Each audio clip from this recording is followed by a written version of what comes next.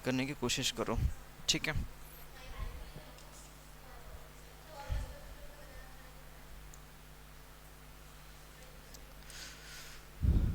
ठीक है। तो शुरू करते हैं। करंट अफेयर इस विषय को जब हम देखते हैं तो ये एकमात्र ऐसा विषय है जिसमें जीएस के ऑलमोस्ट सारे टॉपिक जो है यहाँ पे हमें पढ़ने होते हैं। अब करंट अफेयर को पढ़ने का विद्यार्थियों का जो अप्रोच होता है वो मोस्ट ऑफन यही होता है कि हम करंट के न्यूज़ को जो है यहाँ पे जान लें। बट एक्चुअली अपने आप में करंट अफेयर बहुत सारे डायमेंशंस को जो है यहाँ पे कवर करता है। अब इस एक इंसिडेंट को ही अगर हम यहाँ पे देख लें, पिछले दिनों आपने देखा होगा, कुछ दिनों पहले एक कंचनजंगा एक्सप्रेस का क्या हुआ था, एक्सीडेंट हुआ था। हमारी दिलचस्पी इस बात में होती है कि एक्सीडेंट में कितने लोग मरे, एक्सीडेंट में जो लोग बुरी तरह कट गए फट गए जिनकी लाशें, उनके वीडियो देखने में हमारी दिलचस्पी होते हैं। अगर हमने पढ़ लिया 10 लोग मर गए, अच्छा 10 ही लोग मरे, ये भी क्या मरना है क्या, कम से कम 1000 लोगों ने मरना चाहिए था, तब आपको भली मजा आ जाती। ये देख के लिटरली हमें लगता है 10 ही लोग मरे, इतना छोटा हादसा हुआ, वाकई में उन्हें पढ़ना चाहिए क्या। बट एक्चुअली जब आप नहीं क्या कॉम्पिटिटिव एग्जामिनेशन की जब आप प्रिपरेशन कर रहे होते हैं तब हमें यहाँ पे ध्यान में रखना है कि इस प्रिपरेशन के दौरान एक विषय के अलग अलग डायमेंशन जो है हमें यहाँ समझने जरूरी होते हैं। अब ये रेलवे एक्सीडेंट जब यहाँ पे हुआ है तो आप बारीकी से इस विषय के कौन कौन से इश्यूज जो है हमें यहाँ पे पता होने चाहिए फॉर कॉम्पिटिटिव एग्जामिनेशन। सबसे पहले आप इस बात को अच्छे तरीके से समझ लीजिए और एक एक पॉइंट जो है आपको यहाँ पे आपके नोटबुक के अंदर यहाँ पे लिखना है। सबसे पहले कि रेलवे नाम का जो सब्जेक्ट है, अब यहाँ से शुरू करेंगे, आप सभी लोगों को लिखना है एक एक वर्ड जो है यहाँ पे, जो लोग यहाँ पे ऑफलाइन में बैठे हुए हैं सभी को नोट डाउन करना है। रेलवे ये जो सब्जेक्ट आता है ये आता है आपके सेंटर लिस्ट में। कौन से लिस्ट में आता है ये, आपके सेंटर लिस्ट में आता है। कौन से लिस्ट में आता है, सेंटर लिस्ट में आता है। तो जब आप इस कंटेक्स्ट में देखेंगे तो आपको यहाँ पे एक बात अच्छे तरीके से ख्याल में रखना है कि centre list, state list, concurrent list आती है। मतलब रेलवे जो विषय है ये किसका है, सेंटर लिस्ट का है। और अगर ये एक्सीडेंट हुआ तो इसके लिए रिस्पॉन्सिबल कौन है, सेंटर लिस्ट है, मतलब सेंटर गवर्नमेंट है। अब इस एक्सीडेंट को थोड़ा हम समझ लेते हैं। बिफोर दैट कुछ बेसिक चीजें आपको हमारे इंडियन रेलवे के बारे में पता होनी चाहिए। पता ये होना चाहिए कि बेसिकली करेंटली इंडिया में रेलवे मिनिस्टर कौन है। एक्सीडेंट पे तो आपको सवाल आएंगे बट उसके आसपास के घुमा के क्वेश्चन जो है आपको एग्जामिनेशन में यहाँ पे आ सकते हैं। तो रेलवे मिनिस्टर कौन है करेंटली, उनका नाम है अश्विनी वैष्णव। आपने यहाँ पे पाठ करके रखना।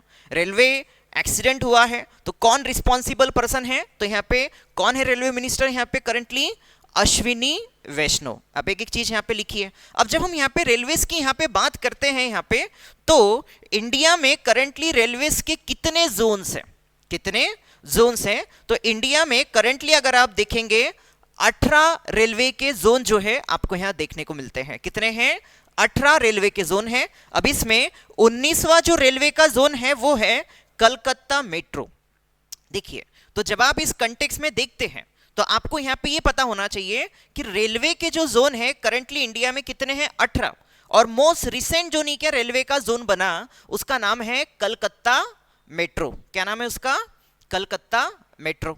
अब ये बेसिक चीजें जो है आपको यहाँ पे पता, मतलब पता होनी ही चाहिए जब आप रेलवे के बारे में कुछ जानना चाहते हैं। मैंने मिनिस्टर बता दिया कौन है, अश्विनी वैष्णव। रेलवे के जोन कितने हैं यहाँ पे, 18 प्लस 19वां कौन सा है आपका, कलकत्ता मेट्रो। करेक्ट। अब यहाँ पे आपको क्या पता होना चाहिए, एक्चुअली ये एक्सीडेंट हुआ कहाँ पे और किस तरीके से ये एक्सीडेंट जो है यहाँ पे आपको होते हुए दिखते हैं। सबसे पहले एक्सीडेंट का लोकेशन क्या था। एक्सीडेंट का अगर आप यहाँ पे लोकेशन देखेंगे तो आपको यहाँ देखने को मिलेगा स्टेट वाइज अगर आप जाएं तो ये एक्सीडेंट हुआ आपके वेस्ट बंगाल में। कहाँ पे हुआ ये एक्सीडेंट, हुआ वेस्ट बंगाल में। वेस्ट बंगाल में आपको एक जिला देखने को मिलेगा जो एक फेमस नहीं क्या हिल स्टेशन है, दार्जिलिंग। आपने देखा होगा यहाँ पे स्टीम से चलने वाली यहाँ पे ट्रेन निकलती है, उसमें से नहीं क्या हीरो जो है वो ट्रेन में से उतरता है, फॉग में से आ रहा है, हीरो की एंट्री होती है, अक्सर आपने फिल्मों में देखा होगा। तो एक्चुअली ये दार्जिलिंग का सीन आपको पता होगा। तो दार्जिलिंग डिस्ट्रिक्ट में एक छोटा सा नहीं क्या रानी पत्रा नाम का रेलवे स्टेशन है, इस जगह पे ये एक्सीडेंट जो है यहाँ पे हुआ है। लोकेशन समझ में आएगी आपके, एक्सीडेंट का लोकेशन क्या था। एक्सीडेंट का लोकेशन है आपका वेस्ट बंगाल का दार्जिलिंग डिस्ट्रिक्ट का रानी पत्रा रेलवे स्टेशन। अब क्यों एक्सीडेंट हो गया अगर मैं आपको यहां बताऊंगा ना, इतना सिली सा ये रीजन है और किस तरीके से एक्सीडेंट हो गया। अब देखो मैं आपको एक बात बता रहा हूं, यहाँ पे बड़ी मजेदार बात है। यहाँ पे मैंने टाइटल क्या डाला है, यहाँ पे कंचनजंगा एक्सप्रेस एक्सीडेंट। एक्सीडेंट जो है वो कौन से एक्सप्रेस का हुआ, कंचनजंगा एक्सप्रेस एक्सीडेंट। एक्सीडेंट का लोकेशन है वेस्ट बंगाल, बट बड़े मजे की बात है यहाँ पे, एक हमारे इंडिया में कंचनजंगा नाम का एक पीक है, हिमालय का एक शिखर है, ये वेस्ट बंगाल में नहीं आता है, ये आता है आपके सिक्किम में। देखो आपको चीजों को अच्छे तरीके से समझना है।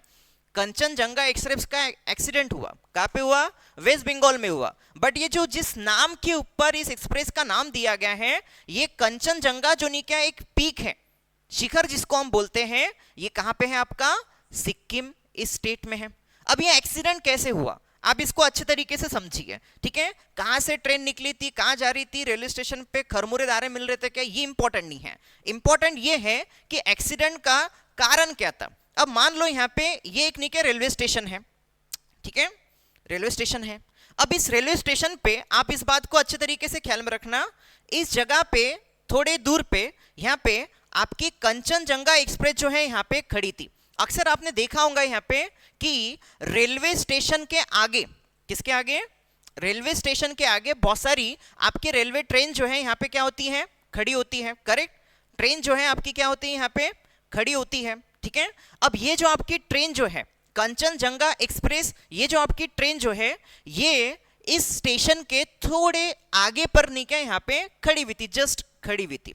क्यों खड़ी हुई थी कि इसके आगे का जो रूट है वहां पे कुछ टेक्निकल इश्यूज चल रहे हैं और वहां पे सिग्नल जो है कनेक्ट कर पाने में काफी ज्यादा दिक्कत हो रही थी। इस रूट के ऊपर पिछले 2-3 दिनों से काफी जोरदार नीचे बारिश हो रही थी, जिसके वजह से सिग्नल जो है यहाँ पे वर्क नहीं कर रहे थे। इसलिए कंचनजंगा एक्सप्रेस जो है इस रेलवे स्टेशन से थोड़ी दूरी के ऊपर नीचे जस्ट स्टैंड बाय पे थी, खड़ी थी।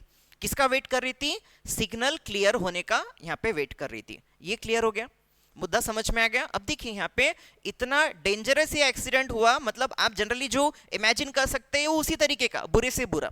अब ये ट्रेन जो है यहाँ पे खड़ी हुई है, अब होता क्या है यहाँ पे, होता ये है यहाँ पे आप देखेंगे यहाँ पे एक दूसरी ट्रेन जो है यहाँ पे पीछे से आती है।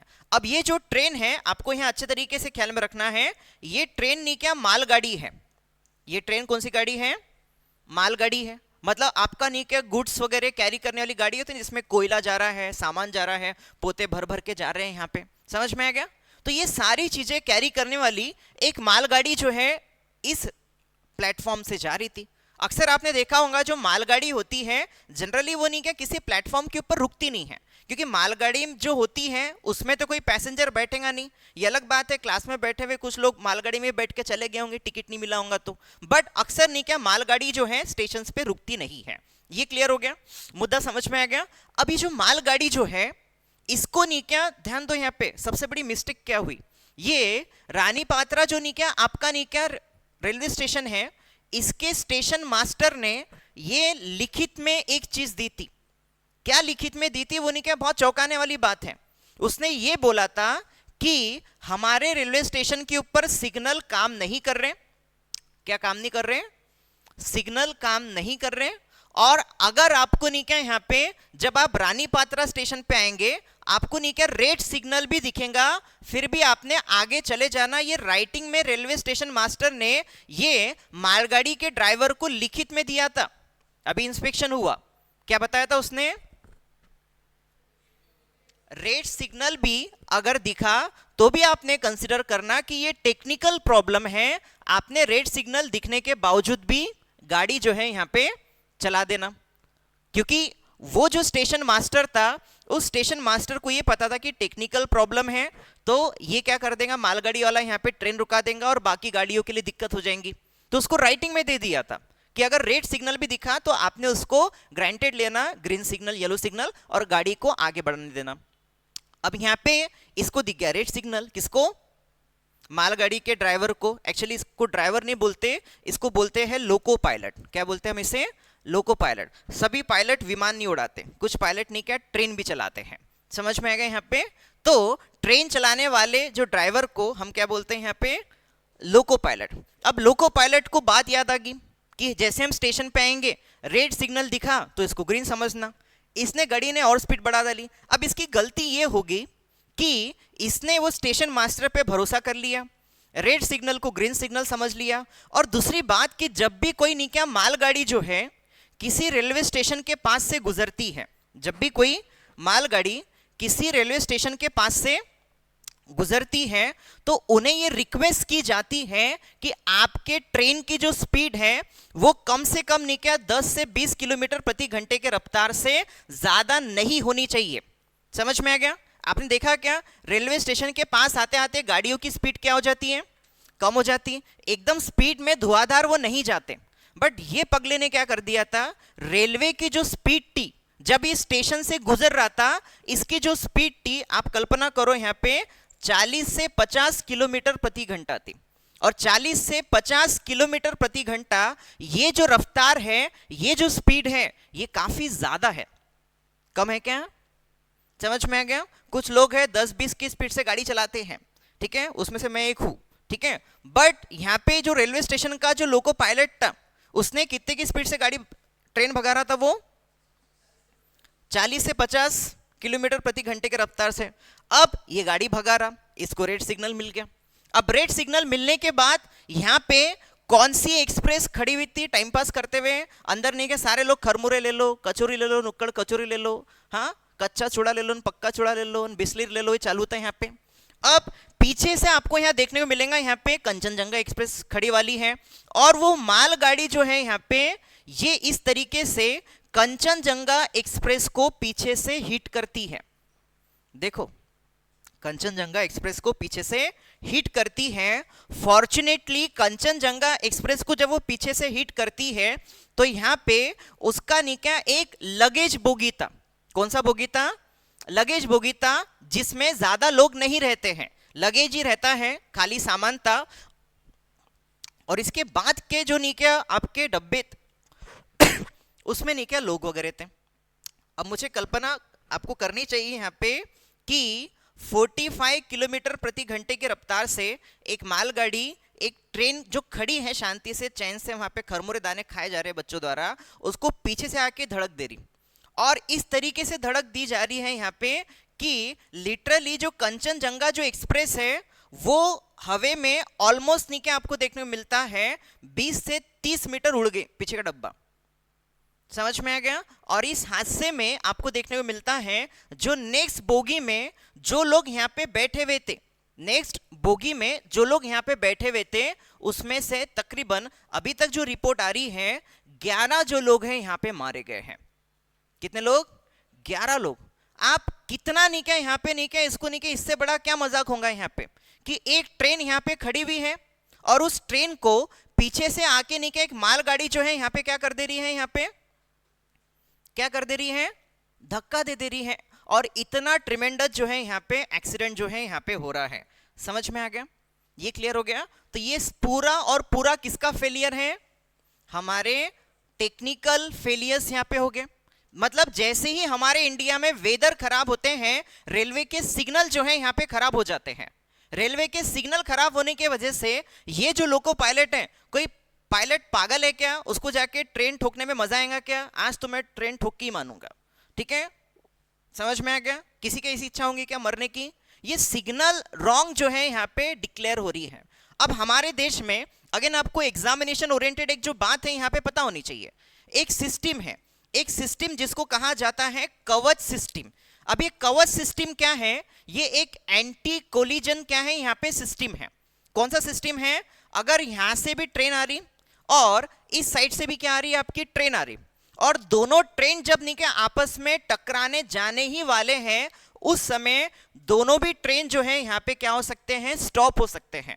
जो इस तरह के कोलिजन हो रहे, सामने सामने से ट्रेन आपस में भिड़ जा रही है, यहाँ पे पीछे से आके ट्रेन आपस में यहाँ पे भिड़ जा रहे हैं, तो ये कार्यक्रम नहीं चलेंगे अगर रेलवे ने पूरी तरीके से कौन से सिस्टम को एडॉप्ट कर लिया, कवच सिस्टम को। तो आपको एग्जाम में क्वेश्चन आ सकता है कि कवच सिस्टम क्या है?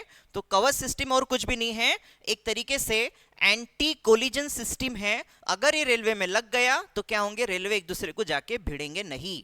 समझ में आ गया?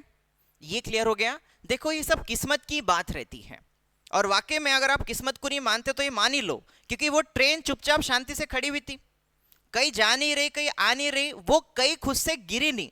हो गया पीछे से एक मालगाड़ी ने आके उसको ठोक दिया और 11 लोग मर गए, 50 लोग अभी बुरी तरह यहाँ पे क्या हो गए हैं, इंजर्ड जो है यहाँ पे हो गए हैं। ये क्लियर हो गया, मुद्दा समझ में आ गया। अब एक और चीज मैं आपको रेलवे के बारे में जो है यहाँ पे बताता हूँ। अगर आप देखेंगे यहाँ पे, आपको यहाँ देखने को मिलेगा, मैंने आपको रेलवे के कितने जोन्स बताए, कितने बताएं, 18 प्लस 1 19।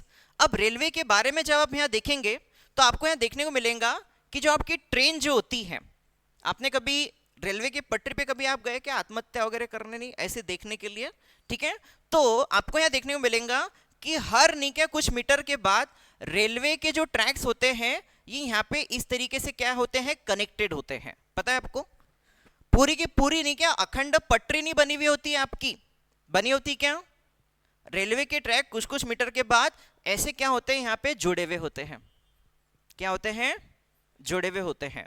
बेसिकली आपको यहाँ पे एक बात अच्छे तरीके से ख्याल में रखनी है कि ये जो जॉइंट होता है ना, ये जॉइंट ट्रैक्स को जोड़ने के लिए नहीं होता, इसके पीछे नहीं क्या कुछ लॉजिक है।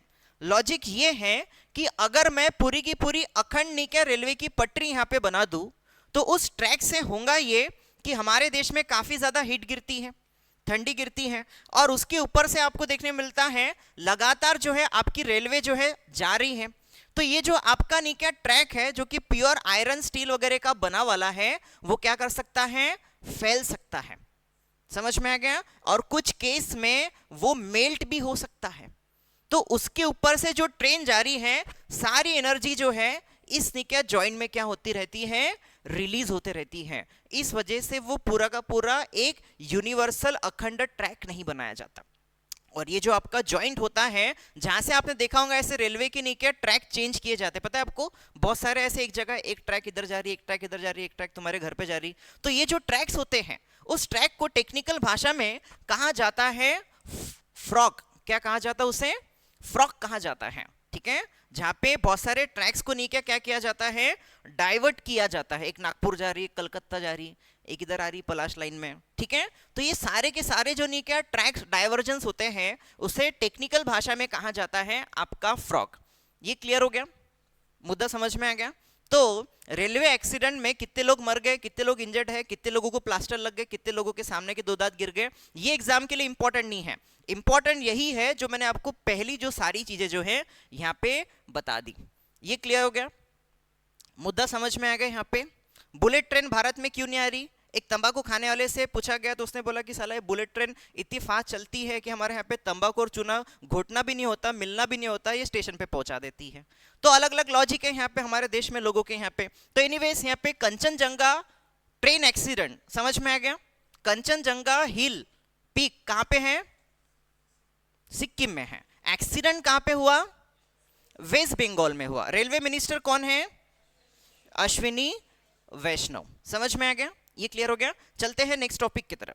अब देखिए यहाँ पे जो नेक्स्ट टॉपिक जो है ये ज्यादा का सोंग करने वाला टॉपिक है, फिर भी नहीं कि आपको नहीं कि यहाँ पे पढ़ना पड़ेगा। टॉपिक का नाम है इंटरनेशनल योगा डे। अब आपको एग्जाम के लिए क्यों इंपॉर्टेंट है मैं आपको 2-3 चीजों की वजह से यहाँ पे बता देता हूँ, ठीक है। अब देखिए यहाँ पे आपको क्या पता होना चाहिए, एग्जामिनेशन दृष्टिकोण से आपको क्या इंपॉर्टेंट चीजें जो है यहाँ पे पता होनी चाहिए। ये जो लोग आपको यहाँ पे योगा करते हुए दिख रहे हैं इसमें से 75% लोग सो गए, कोई योगा नहीं कर रहा है यहाँ पे। ये फोटो ऐसी क्लिक की वाली यहाँ पे एक की भी आंखें दिख रही है तुमको खुली वाली, सब सोए हुए दिख रहे हैं। अब देखिए यहाँ पे जब आप इस कंटेक्स्ट में देखेंगे तो आपको यहाँ पे ये बात अच्छे तरीके से पता होनी चाहिए कि हम योगा डे जो है यहाँ पे मनाते हैं, ठीक है। और वो दिन कौन सा है आपका 21 जून, ठीक है। 21 जून तुम्हारा बर्थडे था ना आतिफ, कल 20 जून को था, जान दो। अब देखिए 21 जून को नहीं क्या हम योगा डे मनाते हैं। अब 21 जून योगा डे है, इसके अलावा भी आपको यहाँ पता होना चाहिए ये एक नहीं क्या लॉन्गेस्ट डे भी है नॉर्दर्न हेमिस्फीयर में। मतलब इंडिया में अगर आप देखेंगे सबसे लंबा दिन अगर किसी डेट पे आता है तो वो 21 जून को ही आता है।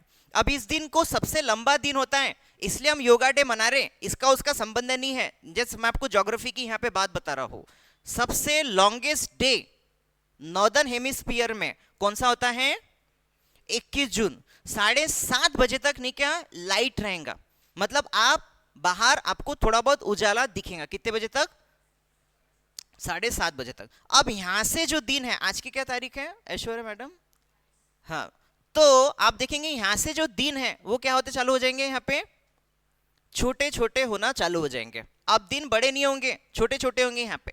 समझ में आ गया? अब देखिए योगा डे के ऊपर हम यहाँ पे रिटर्न आते हैं यहाँ पे। अब जो योगा डे है बेसिकली आपको यहाँ ख्याल में रखना है, इसको सबसे पहली बार 2014 में यूनाइटेड नेशन ने मान्यता दी। योगा डे को, योगा डे मनाना चाहिए, योगा करना चाहिए, तमाशे करने चाहिए फालतू के, इस बात को मान्यता यूनाइटेड नेशन ने कब दी?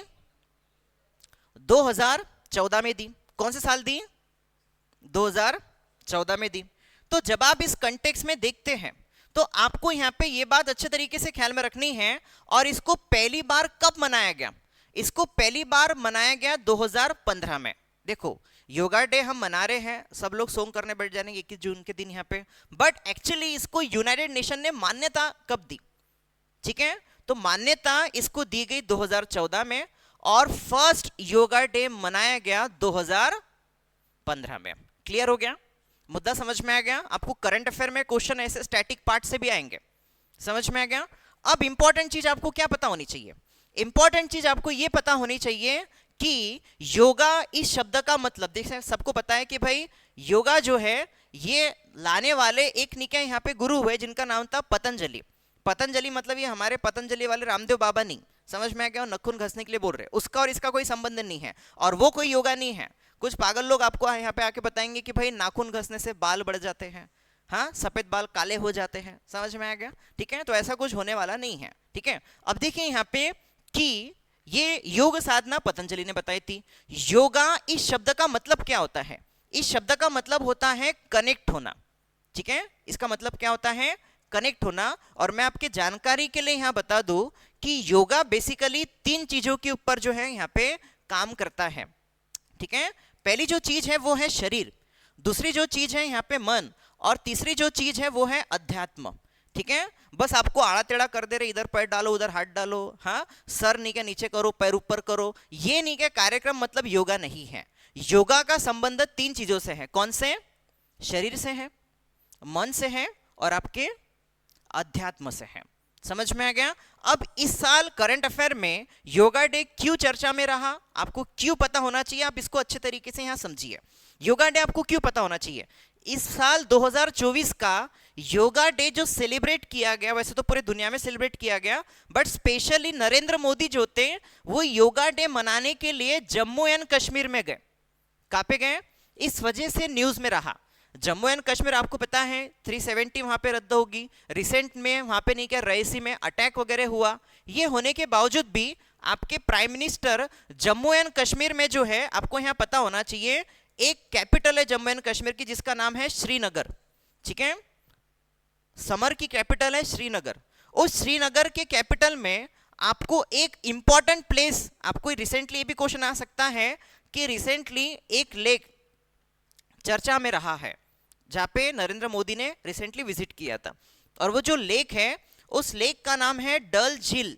ठीक है, अगर आपको कोई झील जिसको हम बोल सकते हैं ना लेक, जिसको आप लेक का दर्जा दे, किसका दर्जा दे? लेक, झील का दर्जा दे, तो वो है डल झील। कभी आप जम्मू कश्मीर जाओ तो डल झील को देखो, इतने सुंदर सुंदर निके वहां पे बोट्स है, नाव के ऊपर फ्लावर्स लगे वाले हैं, इतनी सुंदर वहां पे अरेंजमेंट है कि आप गोवा या फिर टाइटैनिक जैसी जो आलीशान बोट है उससे बेहतर आप नीचे डल झील के नीचे ऊपर नीचे नौका विहार करना पसंद करेंगे। और इतनी स्वच्छता है, इतना नीचे वहां पे प्योर वाटर है, फ्रेश वाटर क्या है यहाँ पे? ये आपकी लेक है, झील इसको बोलेंगे। और हम पागल लोग अभी तक समझ रहे हैं यहाँ पे कि लेक बोले तो छतरी तालाब और वडाली तालाब। अब छतरी तालाब वडाली तालाब इतना पोल्यूटेड हो गया है, आपको यहाँ पे ख्याल में रखना है, इसमें की मछलियां भी जो है, इसमें की जो फिशेस भी हैं वो भी खुद बोल रही है यहाँ पे कि हमको यहाँ से बाहर निकालो, हमको यहाँ से बाहर जाना है। एक आधा फिशरमैन जब छतरी तालाब बडाली तालाब में जब यहाँ पे मछलियां पकड़ने आता है, जब मछलियां पकड़ने आता है तो मछलियां जमा हो जाती है कि भाई हमको लेके चलो यहाँ से, इतना ये पोल्यूटेड हो चुका है। तो यहाँ पे डल झील जो है आपको यहाँ पे ख्याल में रखना है, ये डल झील कहाँ पे है? आपके श्रीनगर में है।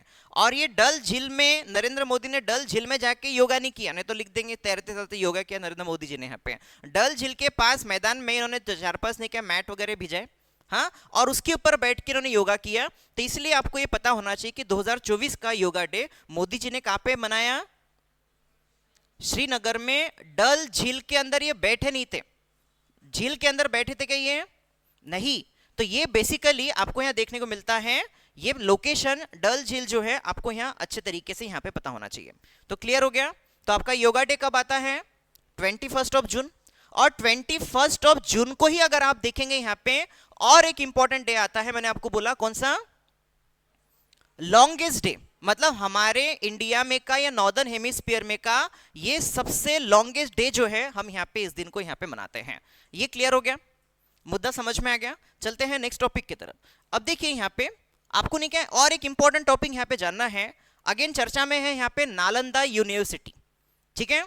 अब यहाँ पे ज्यादातर जो विद्यार्थी बैठे हुए हैं ये अमरावती विद्यापीठ, नागपुर विद्यापीठ या इधर उधर के विद्यापीठ में एजुकेशन लेकर बैठे हुए होंगे।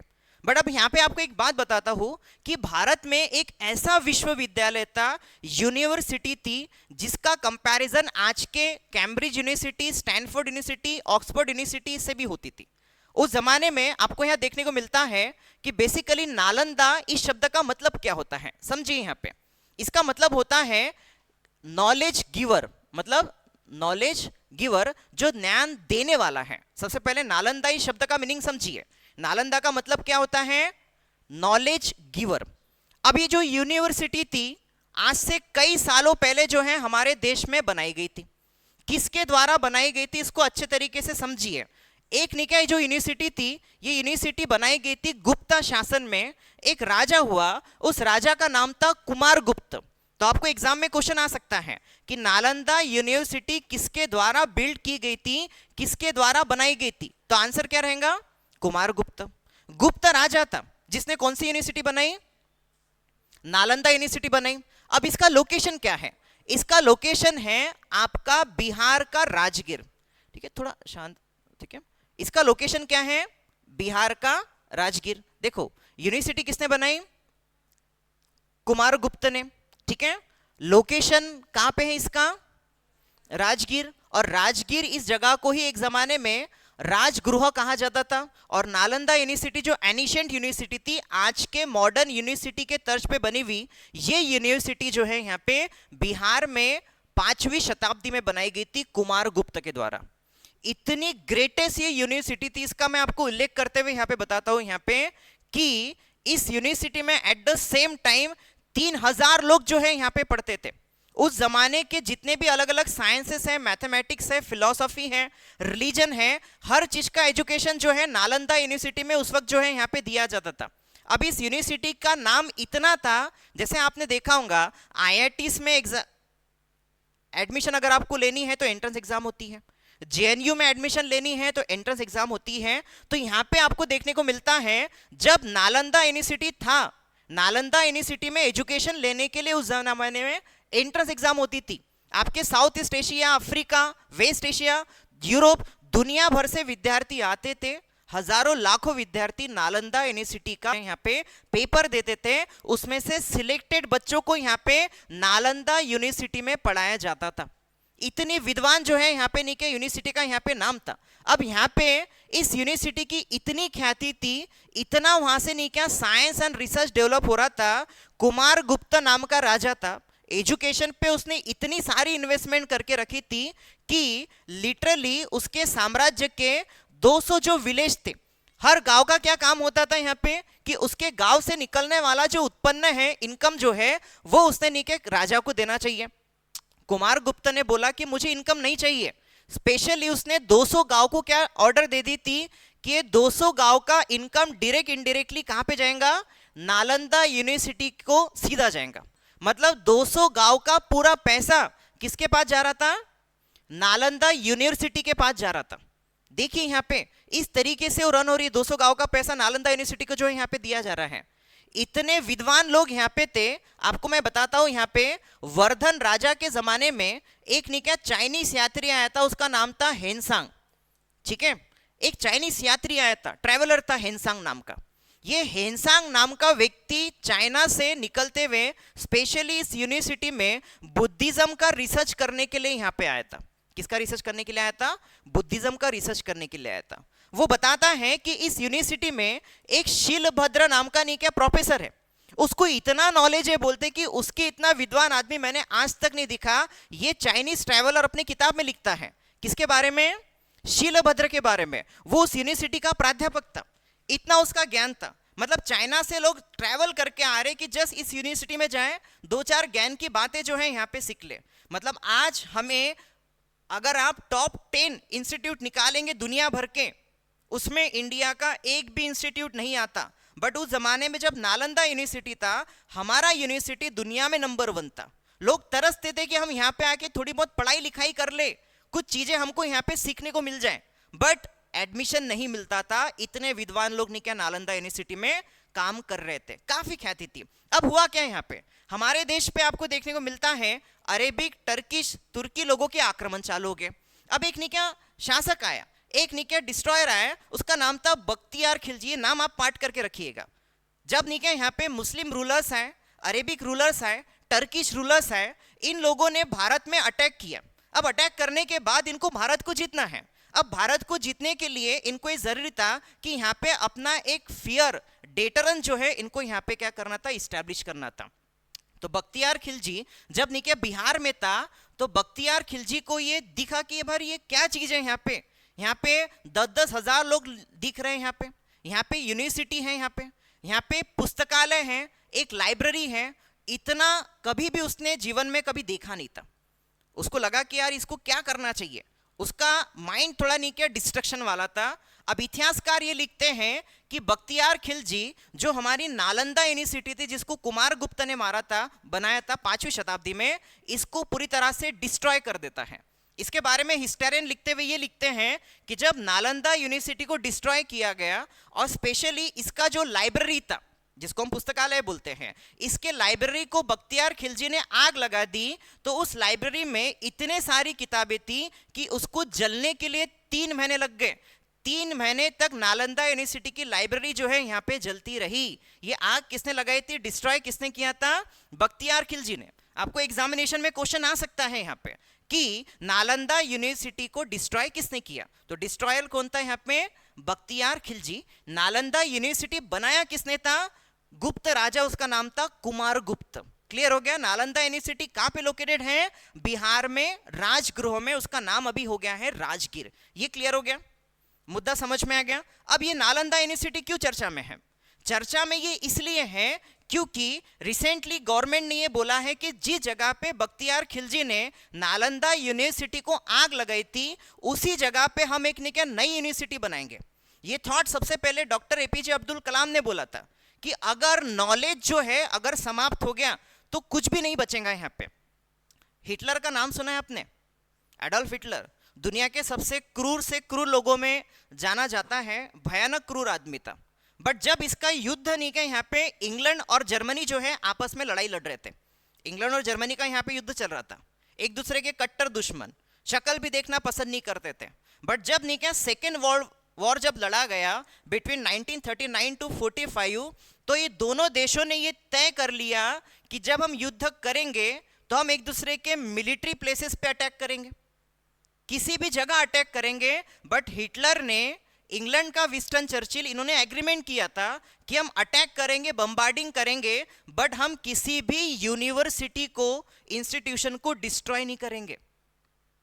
हिटलर जैसा व्यक्ति, जिसको आप सबसे बुरा आदमी बोलते हैं, उसने भी ये इथिक्स को फॉलो किया था कि मैं हर जगह अटैक करूंगा, but Oxford university, Cambridge university, basically आपने के जिसको कैम्ब्रिज बोलते हैं ना यहाँ पे, कैम्ब्रिज, ठीक है। अब देखिए कैम एक्चुअली क्या है? इंग्लैंड में की एक रिवर है, उस रिवर के ऊपर ने क्या बहुत एक सुंदर सा ब्रिज है, इसलिए उस यूनिवर्सिटी का नाम नहीं क्या कैम्ब्रिज यूनिवर्सिटी पड़ा। मतलब वो रिवर के ऊपर का जो ब्रिज है उस प्रीमाइसेस में यूनिवर्सिटी है। अब ये यूनिवर्सिटी डिस्ट्रॉय नहीं की जाएंगी, इसके ऊपर बम्बार्डिंग नहीं की जाएंगी। ये एटिकेट से मैनर्स किसने रखे? हिटलर ने रखे। अगर हिटलर चाहता था तो ऑक्सफोर्ड यूनिवर्सिटी कब की डिस्ट्रॉय कर सकता था, बट उसने नहीं किया, उसने एटिकेट्स फॉलो किए। तो अब इंडिया ने क्या किया यहाँ पे? इंडिया ने रिसेंटली नालंदा यूनिवर्सिटी जहाँ पे जल के खाक हो गई थी, उसी लोकेशन के ऊपर 100 एकड़ लैंड में एक फिर से नालंदा यूनिवर्सिटी जो है यहाँ पे क्या की गई? बनाई गई। अभी उसका इनॉग्रेशन हुआ, रीओपनिंग जो है यहाँ पे किया गया। ये एक ऐसी यूनिवर्सिटी है जहाँ पे 0 कार्बन इमिशन से पूरी यूनिवर्सिटी बनी, मतलब काफी अच्छे पर्यावरणीय माहौल में ये यूनिवर्सिटी बन रही है। अब दिक्कत ये है कि यूनिवर्सिटी तो आपने बना दी है, उस जमाने में उस यूनिवर्सिटी में पढ़ाने वाले काफी अच्छे प्रोफेसर थे, काफी अच्छा इन्वायरमेंट था। बिल्डिंग से यूनिवर्सिटी नहीं बनती, उससे उसका विजडम नहीं बनता, वहां पे पढ़ाने वाले टीचर और वहां पे आने वाले स्टूडेंट, उससे विजडम बनता है। अब हमने नालंदा यूनिवर्सिटी तो बना डाली, बट दिक्कत यह है कि क्या उसका जो पुराना ग्लोरी था, चार्म था, क्या हम फिर से वो पा पाएंगे? अब यही सबसे बड़ा चैलेंज है। अगेन नालंदा यूनिवर्सिटी चर्चा में है, क्योंकि फिर से हमने नालंदा यूनिवर्सिटी को क्या कर दिया है, बिल्ड कर दिया है। अब हो सकता है कि इतिहास दोहराया जाए, नालंदा यूनिवर्सिटी में दूर दूर से लोग जो है यहाँ पे पढ़ने के लिए आए। अब यहाँ पे यूनिवर्सिटी के साथ दिक्कत ये है कि उस जमाने में बिहार बहुत ज्यादा नहीं क्या हाई वैल्यू स्टेट हुआ करता था। आज बिहार की हालत बहुत खतरनाक है, यहाँ पे बिहार की हालत बहुत ज्यादा खतरनाक है। यहाँ पे लड़कियां छोड़ो, लड़के सुरक्षित नहीं है बिहार में। यहाँ पे तो आप क्या कल्पना कर सकते हैं कि बिहार में यहाँ पे फॉरेन कंट्री से लोग आए यहाँ पे पढ़ने के लिए, तो पहले वहाँ पे सुरक्षा का माहौल बनाना पड़ेगा, सेफ्टी सिक्योरिटी वहाँ पे बनानी पड़ेगी और क्वालिटी एजुकेशन देना पड़ेगा। ये क्लियर हो गया, मुद्दा समझ में आ गया। तो अगेन नालंदा यूनिवर्सिटी के ऊपर क्या क्या क्वेश्चन आ सकता था, किसने बनाया था, किसने डिस्ट्रॉय किया था, लोकेशन कौन सी है, और रिसेंटली यूनिवर्सिटी उसी लोकेशन पे बनी वाली है। अगर आप न्यू यूनिवर्सिटी घूमने जाएंगे तो उसके प्रीमाइसेस में ओल्ड यूनिवर्सिटी के अवशेष एज इट इज जैसे के वैसे रखे वाले हैं। वीएमवी कॉलेज पता है क्या आप लोगों को? कितने लोगों ने वीएमवी कॉलेज अपने लाइफ में देखा है? वीएमवी कॉलेज देखा है? देखा है वीएमवी कॉलेज? अगर आप वीएमवी कॉलेज को देखेंगे तो वीएमवी कॉलेज के दो तरीके के कॉलेज हैं, एक है उसकी नई बिल्डिंग और एक है पुरानी बिल्डिंग। ठीक है, एकदम शुरू में नहीं क्या उसकी नहीं क्या पुरानी बिल्डिंग है। ठीक है, तो मैं नहीं क्या उनके डीन से चर्चा कर रहा था कि ये इतनी पुरानी बिल्डिंग होगी, कभी भी गिर सकती है, पोटो के सर फूट सकते हैं, जो कि पूरे खाली है। ठीक है, तो इसको नया क्यों नहीं बना लेते? तो उन्होंने कहा कि सर ये जो बिल्डिंग है ना, बोले ये बिल्डिंग आपको देखने में मिलता है वीएमवी की, ये 1923 में बनी थी, जिसका नाम था उस जमाने में किंग एडवर्ड कॉलेज। नाम क्या था? King Edward college. और ये अमरावती का क्या है, हेरिटेज है। मतलब उसमें जो नहीं क्या पुराने टाइप के जो किले बनाने के लिए जो पत्थर यूज किए जाते थे ना, जेल बनाने के लिए जो पत्थर यूज किए जाते थे ना, उन्हीं पत्थरों से नहीं क्या उन्होंने कॉलेज बनाया यहाँ पे। अब अगर वो पत्थर निकल जाता है ना, तो वहां पे आज की लाल और सीमेंट की ईंट हम नहीं लगाते, वही जमाने का पत्थर उठा के हमें सीमेंट से वहां पे लगाना पड़ता है। बोलते हैं हम वहां पे नहीं क्या चाहे तो वहां पे इंटीरियर कर सकते हैं, पीओपी कर सकते हैं, वहां पे कुछ भी कर सकते हैं, बट उनको उसका हेरिटेज मेंटेन रखना है। शिवाजी महाराज के किले को अगर हमने फर्नीचर बना दिया, पीओपी लगा दिया, तो किले लगेंगे क्या? वो तो होटल बन जाएगा यहाँ पे। इसलिए उसका पत्थर अगर निकल भी जाता है ना, पुट्टे निकालने की कोशिश करते हैं, बट 50 साल से एक पत्थर नहीं निकाल पाए वीवी की बिल्डिंग के। समझ में आएगा? यहाँ पे हमारे पुल गिर रहे हैं, बिल्डिंग गिर रहे हैं, यहाँ पे पुट्टे को चक्कर आ रहे हैं, यहाँ पे कुछ समझ में नहीं आ रहा। तो हेरिटेज है, वो क्या है? हेरिटेज है। तो वहां पे पुराना Nalanda university as it is जो है यहाँ पे खड़ा हुआ है। क्लियर हो गया? एग्जाम में क्या क्या क्वेश्चन आ सकते हैं मैंने आपको बताया। चलते हैं नेक्स्ट क्वेश्चन की तरफ। अब देखिए यहाँ पे आप बोलेंगे सर ये कैबिनेट की बातें क्यों बता रहे हैं, कौन इसमें आया, बट इसमें से क्वेश्चन कैसे आ सकते हैं मैं आपको यहाँ पे बताता हूँ, और कुछ फैक्ट जो है सबसे पहले मैं यहाँ पे आपको स्पष्ट कर दूंगा। सबसे पहले आपको ये समझना है कि मोदी गवर्नमेंट जो बनी, इसमें अलग अलग लोगों को अलग अलग मिनिस्ट्रीज यहाँ पे दी गई। एग्जाम के लिए आपके लिए क्या इंपॉर्टेंट चीज है कि आपके जो मंत्री होते हैं ना, यहाँ पे रेड वाला दिख रहा है कि आपको मैं यहाँ लिख रहा हूँ यहाँ पे, ठीक है। मंत्री 3 तरीके के होते हैं, अपने ख्याल में रखना, ठीक है। मंत्री कितने तरीके के होते हैं? 3 तरीके के। सबसे जो नहीं क्या पावरफुल मिनिस्टर्स होते हैं उनको बोलते हैं हम कैबिनेट मिनिस्टर। क्या बोलते हैं हम? Cabinet minister. दूसरे जो मिनिस्टर्स होते हैं हम उनको बोलते हैं स्टेट मिनिस्टर। और तीसरे टाइप के जो मिनिस्टर्स होते हैं वो होते हैं इंडिपेंडेंट मिनिस्टर। आप देखिए यहाँ पे मिनिस्टर्स 3 तरीके के होते हैं। सबसे टॉप पे होते हैं कैबिनेट मिनिस्टर, फिर स्टेट मिनिस्टर, और तीसरे नंबर पे होते हैं आपके इंडिपेंडेंट मिनिस्टर। समझ में आ गया?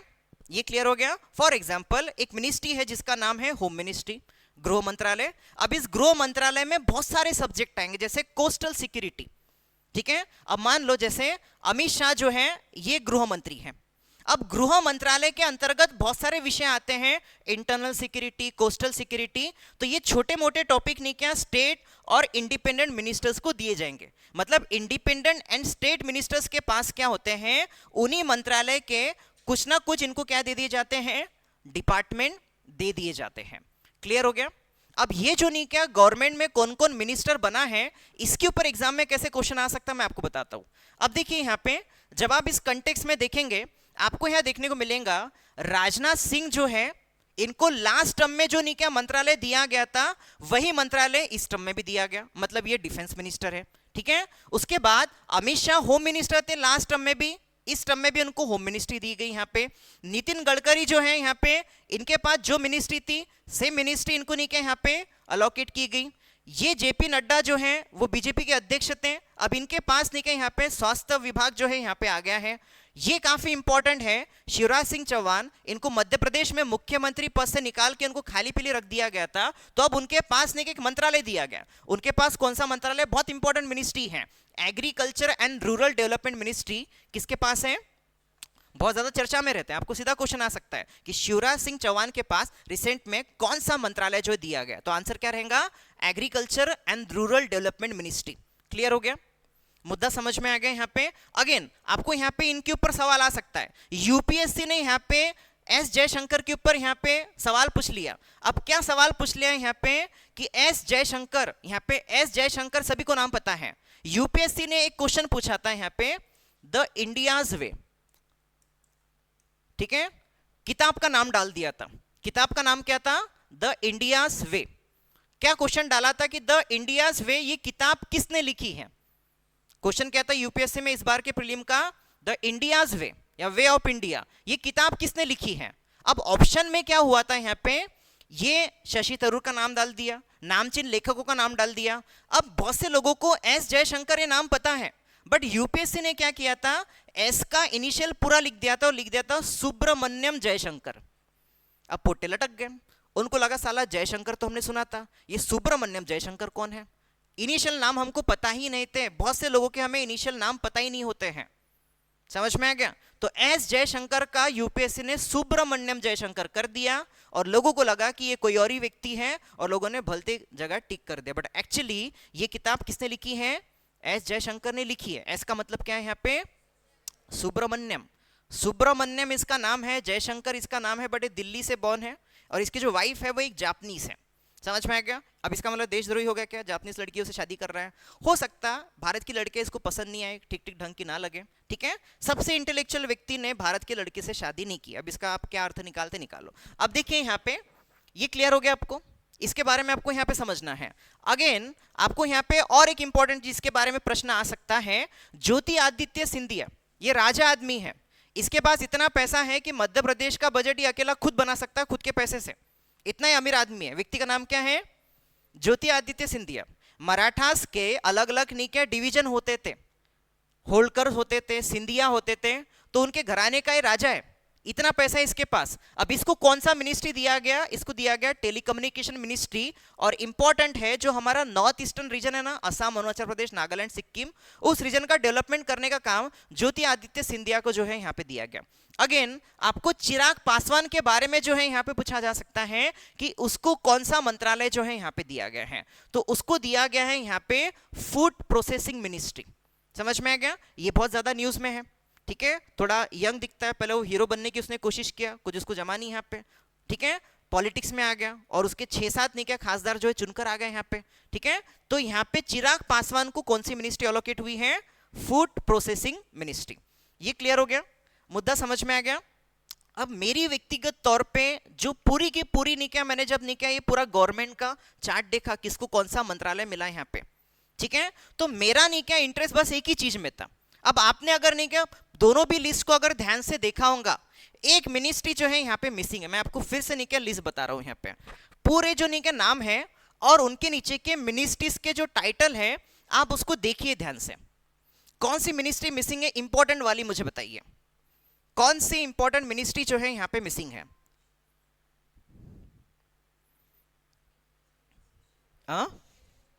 एजुकेशन मिनिस्ट्री, यहाँ पे सबसे इंपॉर्टेंट जो हम यहाँ पे ले रहे हैं, एजुकेशन मिनिस्ट्री जो है यहाँ पे मिसिंग है। और मेरा सबसे इंपॉर्टेंट, मैंने पूरी लिस्ट देखी, मैंने ये देखा कि एजुकेशन मिनिस्टर कौन है। अभी नाम पाठ कर लेना यहाँ पे, फिर इसके ऊपर थोड़ा एनालिसिस आपको मैं करके बताता हूँ। धर्मेंद्र प्रधान नाम का एक जो व्यक्ति है वो करंटली हमारे एजुकेशन मिनिस्टर हैं। अब एजुकेशन के ऊपर दो चार बातें आप अच्छे तरीके से समझ लो, ध्यान से सुनिए। यहाँ पे कौन बना एजुकेशन मिनिस्टर? धर्मेंद्र प्रधान। सारे मंत्री वगैरह पाठ नहीं करने, जो मैं स्पेसिफिक बता रहा हूं वो पाठ करके रखिएगा, एग्जाम में आ जाएगा। अब धर्मेंद्र प्रधान जो है हमारा एजुकेशन मिनिस्टर है। अब हमारे देश में दिक्कत ये है, अमेरिका के साथ मैं आपको थोड़ा आपको कंपेयर करके बताता हूं। भारत में क्या होता है, किसी व्यक्ति को अगर मंत्री बनाना है तो दिक्कत ये है कि उसको लोकसभा और राज्यसभा किसी ना किसी का मेंबर होना जरूरी है। मतलब सादे शब्दों में उसका पॉलिटिशियन होना क्या है, जरूरी है। अब मैं आपको अमेरिका में लेके चलता हूं। अमेरिका में करंटली जो बिडेन क्या है, यहाँ पे प्रेसिडेंट है। अब जो बिडेन जब यहाँ पे प्रेसिडेंट है, जब वो राष्ट्रपति बनता है ना, तो उसको ये जरूरी नहीं है कि वहां का जो पार्लियामेंट है उसको हम कांग्रेस बोलते हैं। तो कांग्रेस में house of representative and senate ऐसे दो हाउस होते हैं। तो वहां के राष्ट्रपति को ये जरूरी नहीं है कि उनके पार्लियामेंट में से किसी व्यक्ति को मंत्री बनाया जाए। वहां पे होता यह है कि अगर मुझे लग रहा कि सौरभ एक्सपर्ट है तो मैं उसको नहीं क्या अपने कैबिनेट में ले लूंगा। मुझे लग रहा है यहाँ पे जानवी एक्सपर्ट है, मैं उसको अपने कैबिनेट में यहाँ पे ले लूंगा। अतीब को नहीं क्या स्पोर्ट की बहुत ज्यादा जानकारी है, उसको अपने कैबिनेट में ले लूंगा। पूरे देश में से किसको भी मैं उठा के मंत्री बना सकता हूं, समझ लो। इंडिया में ऐसा है क्या? इंडिया में से जो लोग चुनकर आए या नहीं चुने तो उनको बाद में चुना जाना जरूरी है, उन्हीं को ही मंत्री बनाना पड़ता। तो हमारे पास बहुत बुरे ऑप्शंस बचते हैं, समझ में आ गया। पिछले टर्म तक स्मृति ईरानी जो नहीं के टीवी सीरियल में एक्टर थी, उसको नहीं क्या एजुकेशन मिनिस्टर बना दिया गया था। अब मुझे बताइए, उसके तो जिंदगी निकल जाएंगी एजुकेशन को समझने के लिए यहाँ पे, तो वो एजुकेशन मिनिस्ट्री के साथ क्या जस्टिस कर पाएंगी, समझ में आ गया। अमेरिका में ऐसा होता है क्या, किसको भी सड़क पे से उठा के स्टार बना दूंगा वाला जो बात है ना, वो अमेरिका में चलती है। और अमेरिका में जैसे हमारे यहाँ पे मंत्री होते हैं, अमेरिका में होते हैं सेक्रेटरी, जिसको कहा जाता है सचिव। ये थोड़ा ख्याल रखना, इंडिया में क्या होते हैं, मंत्री होते हैं ना, तो वैसे यूएसए में कौन होते हैं आपके, सेक्रेटरी, सचिव। किसको भी बना देंगे, उनका पॉलिटिशियन होना जरूरी है क्या, नहीं। इसलिए अमेरिका आगे जा रहा है। और हमारे देश में जो चुने हुए लोग हैं उसमें से किसी ना किसी को मंत्रालय देना पड़ता है, और हमारे पास अच्छे ऑप्शन होते ही नहीं है। ये जो लिस्ट दिख रही है इसमें से कुछ नामों को छोड़ दिया जाए, बाकी कोई भी अपने फील्ड का एक्सपर्ट नहीं है, सबके सब पागल है। मतलब ये गवर्नमेंट का नहीं, आपने क्या कांग्रेस गवर्नमेंट का देख लो, वो और बड़े पागल लेके घूमेंगे, समझ में आ गया। तो सभी गवर्नमेंट में सारे पगले लोग नहीं क्या मंत्रालय को यहाँ पे चला रहे हैं, यही दुखद बात है। यहाँ पे अमेरिका में और इंडिया के एजुकेशन सिस्टम में क्या दिक्कत है, दिक्कत नहीं क्या मंत्री बदलने से भी नहीं होंगी। आपको एक फैक्ट बताता हूं, आपको जान के हैरानी हो जाएंगी। आप देखिए यहाँ पे कि इंडिया में आपको क्या लगता, इंडियन गवर्नमेंट एजुकेशन के ऊपर कितना पैसा खर्च करती होंगी, क्या लगता है आपके, क्या नहीं क्या लॉजिक होंगी। हमारे जीडीपी का हम कितना % पैसा एजुकेशन के ऊपर यहाँ पे खर्च करते हैं, क्या लॉजिक है धनश्री मैडम, क्या लगता है आपको कितने % हमने के एजुकेशन के ऊपर खर्च करते होंगे, कितना %, टेंटेटिव आप बताइए। एक 20%, ठीक है। नम्रता मैडम आप एक गेसिंग करो, कितना % हम एजुकेशन के ऊपर खर्च करते होंगे। ठीक है, 15 से 20%, ठीक है। इधर आप दोनों थोड़ा अंदाजा लगा लो, एजुकेशन के ऊपर कितना खर्च करते हैं। टेंटेटिव इधर लास्ट में आप मैडम 20%, ठीक है। अब मैं आपको एक फैक्ट बताता हूं, यहाँ पे आपकी आंखें खुल जाएंगी। इंडिया एजुकेशन के ऊपर ओनली एंड ओनली 3% स्पेंडिंग कर रहा है। कितना, बस 3% उसके जीडीपी का। क्या खाक हमारा एजुकेशन सिस्टम यहाँ पे डेवलप होगा, हम 3% खर्चा कर रहे हैं एजुकेशन के ऊपर, जो कि सबसे इंपॉर्टेंट है, बस 3%। दुनिया में सबसे ज्यादा जो स्पेंडिंग हो रही है एजुकेशन के ऊपर अमाउंट वाइज, वो यूएसए कर रहा है। वही आप नॉर्वे वगैरह में जाएंगे, नॉर्वे अपने बजट का ऑलमोस्ट 10% पैसा जो है वो एजुकेशन के ऊपर स्पेंड कर रहा है। हम अरेबिक कंट्रीज को बोलते रहते कि इनको एजुकेशन का कोई इंपॉर्टेंस नहीं है। मैं आपको एक फैक्ट बताता हूं, सऊदी अरब एक इस्लामिक कंट्री है और हमें लगता है कि मुस्लिम देशों में एजुकेशन का कोई वैल्यू नहीं है। सऊदी अरब अपने बजट का 7.9% पैसा जो है वो एजुकेशन के ऊपर स्पेंड कर रहा है। मतलब इंडिया से भी 2 गुना ज्यादा। और इंडिया कितना स्पेंड कर रहा है यहाँ पे? ओनली 3%।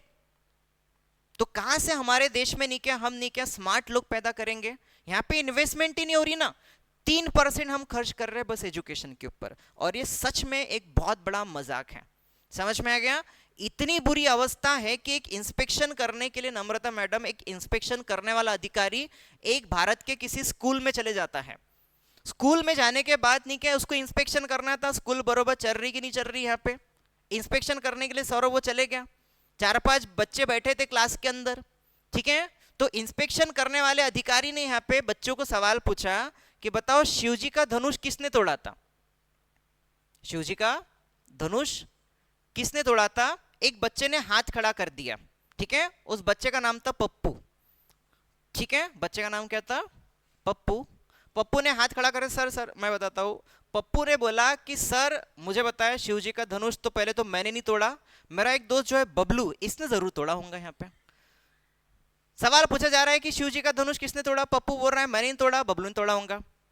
बबलू जवाब दे रहा है, इंस्पेक्शन करने वाले अधिकारी पूछता है कि बबलू तूने तोड़ा क्या? बबलू बोल रहा है कि सर मैं शक्ल से ही बदमाश लगता हूं, मैंने धनुष नहीं तोड़ा। समझ में आ गया? अब ऐसे जवाब सुन के इंस्पेक्शन करने वाला अधिकारी पूछ रहा है शिवजी का धनुष किसने तोड़ा? बच्चे ऐसे जवाब दे रहे पागल जैसे। अब वहां पे जो क्लास का टीचर था उसकी तरफ नहीं गए, यहाँ पे इंस्पेक्शन करने वाला अधिकारी दिखता है और पूछता है चल क्या रहा है? तो वो टीचर जवाब देता है सर मुझे भी ऐसा लगता है पप्पू नहीं तोड़ा होगा। बच्चों तो जान दो, बच्चे तो पागल ही पागल, टीचर उससे ज्यादा पागल, बोल रहा है कि पप्पू ने तोड़ा होगा, ये शक्ल से मासूम दिख रहा है पर ये है बोलते शैतान, इसने जरूर तोड़ा होगा बोलते। इंस्पेक्शन करने वाला अधिकारी जो है यहाँ पे परेशान हो गया, उसको लगा साला मुझे तो अब कंप्लेंट यहाँ पे करनी पड़ेगी। वो बच्चों को लेके गया, टीचर को लेके गया, प्रिंसिपल नहीं गया, वहां पे अपने कैबिन में बैठा था, बोलो जुबा केसरी कर रहा था यहाँ पे। उसके पास नहीं कि इंस्पेक्शन करने वाला अधिकारी गया, उसने बोला मैंने पूछा क्लास में शिवजी का धनुष किसने तोड़ा? पोट्टे बोल रहे पप्पू ने तोड़ा, बबलू ने तोड़ा। टीचर बोल रहा कि इसने तोड़ा होगा, ये मासूम है, ये तोड़ सकता है यहाँ पे। इसके ऊपर प्रिंसिपल जवाब देते हुए कहता है कि सर जी आप ये धनुष की क्या ही चिंता कर रहे हैं, 100-200 रुपए का धनुष है, एक काम करो 1000 ले लो, मामला यही निपटा लेते हैं। ये प्रिंसिपल की यहाँ पे हालत है यहाँ पे। और हम यहाँ पे एजुकेशन सिस्टम की यहाँ पे बात कर रहे हैं कि हम यहाँ पे रिफॉर्म लाएंगे, ये करेंगे वो करेंगे। हमारे बच्चे बस डिग्रियां हाथ में लेके घूम रहे हैं, मार्क्स लेने वाले हम नहीं के यहाँ पे मार्क्सवादी जो है यहाँ पे बन गए हैं। सुभाष चंद्र बोस ने यहाँ पे बोला था एक जमाने में कि तुम मुझे खून दो मैं तुम्हें आजादी दूंगा। आज टाइम के बच्चे क्या बोल रहे हैं कि तुम मुझे तंबाकू दो मैं तुमको चूना दूंगा। ये हमारे नहीं के नैरेटिव जो है यहाँ पे बनते जा रहे हैं। तो डेफिनेटली हमें मंत्री तो बदलना ही है, क्वालिफाइड लोगों को तो लाना ही है। साथ में सबसे इंपॉर्टेंट जो चीज है वो क्या है कि इन्वेस्टमेंट ही हमारी कितनी है? ओनली 3%। एटलीस्ट कम से कम हमने 5% तो खर्च करना चाहिए ना एजुकेशन के ऊपर, नहीं हो रहा है। समझ में आ गया? तो ये आशावाद व्यक्त करता हूँ कि आने वाले समय में इन्वेस्टमेंट बढ़ेंगी और एक बेटर एजुकेशन सिस्टम जो है हमको यहाँ देखने को मिलेंगी। तो एनीवेज आज के लेक्चर में जो कुछ भी चीज़ें मैंने आपको बताई उसका एक क्विक रिवीजन जो है अभी हम यहाँ पे ले लेते हैं। फिर से जो कुछ मैंने पढ़ा है उसका एक छोटा सा रिवीजन मैं आपके सामने रखूंगा। मुझे बताइए कि इंडियन रेलवे जो है उसके मिनिस्टर कौन है? अश्विनी वैष्णव। कितने हमारे इंडिया में रेलवे की कितने जोन्स हैं? 18 जोन है, 19वां है कोलकाता, ठीक है। कौन सी एक सिस्टम रेलवे ने लाई है जिससे 2 ट्रेन आपस में नहीं भिड़ेंगी? Cover system, correct. उसके बाद मुझे बताइए कि जो आपका रेलवे है ये सब्जेक्ट कौन से लिस्ट में जाता है, कौन से गवर्नमेंट की अथॉरिटी में आता है? सेंट्रल लिस्ट के अथॉरिटी में आता है, ओके। 21 जून को कौन सा डे मनाते हैं हम? योगा डे। योगा डे का मीनिंग क्या होता है, मतलब क्या होता है? योगा डे का मतलब क्या होता है? कनेक्ट करना, लोगों को जोड़ना। और इस बार मोदी जी ने योगा कहाँ पे मनाया? श्रीनगर में। कौन सा लेक था? डल लेक। और अमरावती में कौन से तालाब है? सती तालाब, बडाली तालाब। वो उतने इनप्योर है, मैंने क्या बोला, वहां की मछलियां भी बोल रही कि हमको यहाँ से लेके चलो, हमको यहाँ नहीं रहना। समझ में आ गया? समझ में आ गया? खुद मरने आ जा रही, पकड़ लो हमको लेके जाओ खाने के लिए, ठीक है। उसके बाद मुझे बताइए यहाँ पे कि इंडिया में जो नहीं क्या एक्सीडेंट हुआ उस एक्सप्रेस का नाम क्या था?